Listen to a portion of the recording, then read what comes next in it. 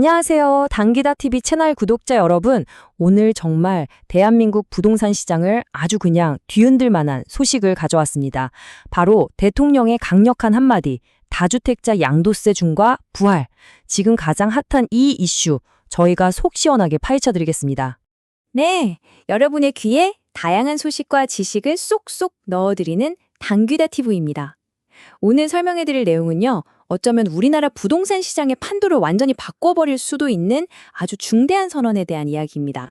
네, 그렇습니다. 대통령이 부동산 시장, 특히 다주택자들을 향해서 아주 강력하고 직접적인 메시지를 날렸습니다.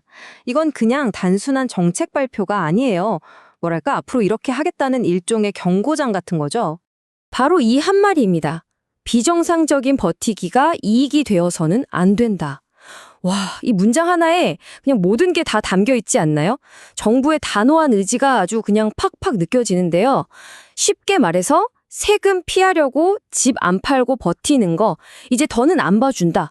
이겁니다. 거의 뭐 최후 통첩이죠? 아니, 정부가 도대체 왜 이렇게까지 강하게 나오는 걸까요? 그 배경에는 아주 심각한 위기의식이 깔려 있습니다. 바로 대한민국이 부동산 불로소득 공화국이 되어가고 있다는 거죠.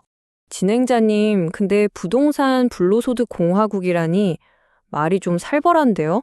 이게 정확히 어떤 상태를 말하는 거예요? 네, 구독자님 질문 정말 날카로우신데요. 이건 뭐 제가 설명하는 것보다 대통령이 직접 한 말을 들어보는 게 제일 확실하겠죠? 대통령은 지금 이 상태가 일본의 잃어버린 30년으로 가는 길일 수 있다고 경고하면서 여기서 벗어나려면 고통스러운 수술이 필요하다고까지 했어요. 그러니까 당장은 좀 아프고 반발도 심하겠지만 우리 경제 전체를 살리기 위해선 어쩔 수 없다는 그런 의미입니다. 그래서 정부가 그 고통스러운 수술을 위해 꺼내든 메스가 뭐냐? 바로 이겁니다. 다주택자에게 양도소득세, 즉 집할 때 내는 세금을 어마어마하게 물리는 그 제도를 다시 부활시키겠다는 거죠. 자, 이 표를 보시면 역사가 한눈에 딱 들어오죠? 2021년에 이 제도를 도입했다가 2022년에 잠깐 멈췄어요. 왜? 집 좀 팔라고 시장에 매물 좀 나오게 해서 가격 좀 안정시켜 보려고 4년 동안 유예를 해준 거죠. 그런데 그 유예 기간이 바로 올해 5월 9일에 끝납니다. 이제 정말 카운트다운이 시작된 거예요. 사실 시장에서는 에이 설마 또 연장해주겠지 하는 그런 기대감이 솔솔 있었거든요. 근데 대통령이 거기에 그냥 쇠기를 박아버렸습니다. 또 연장해줄 거라 생각했다면 그건 오산이다 라고요. 이번엔 진짜 없다. 딱 못 박은 겁니다. 자, 정부가 이렇게까지 나오는데 시장이 가만히 있겠습니까? 당연히 시끌시끌하죠. 그런데 대통령이 이런 시장의 움직임에 하나하나 직접 답을 하고 있다는 게 또 흥미로운 점입니다. 아니 근데 진행자님 그런 말도 있잖아요. 정부가 시장을 어떻게 이기냐? 존버는 승리한다? 뭐 이런 거요. 진짜 버티면 이길 수 있는 거 아니에요? 구독자님이 딱 짚어주셨네요.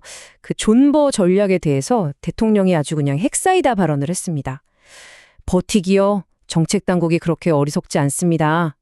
이건 뭘까요?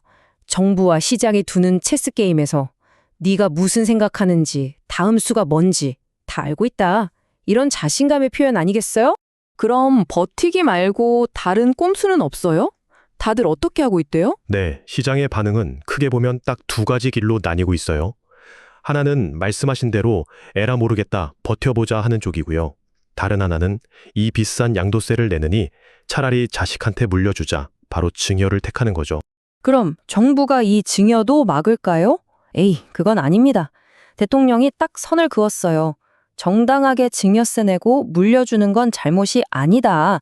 개인의 재산권을 뺏겠다는 게 아니라 법대로 낼 건 내라는 거죠.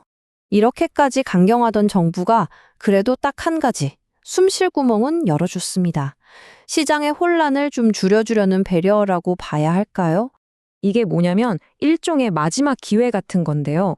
정부도 그동안 우리가 좀 오락가락했지 하는 걸 어느 정도 인정하는 거예요.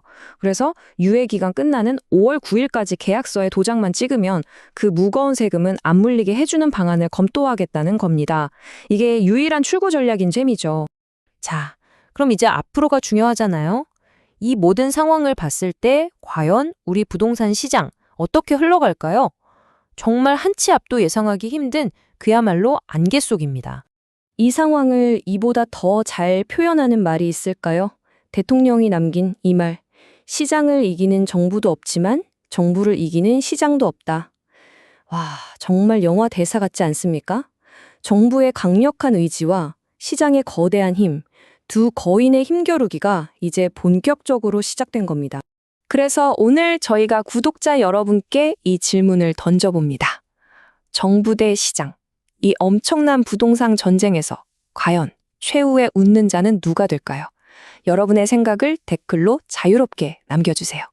오늘 저희가 풀어드린 이야기가 여러분의 답답했던 속을 뻥 뚫어주는 사이다 같으셨다면 저희 단계따TV 채널 구독과 좋아요로 팍팍 밀어주세요. 저희는 더 시원하고 통쾌한 소식으로 다시 찾아뵙겠습니다. 고맙습니다.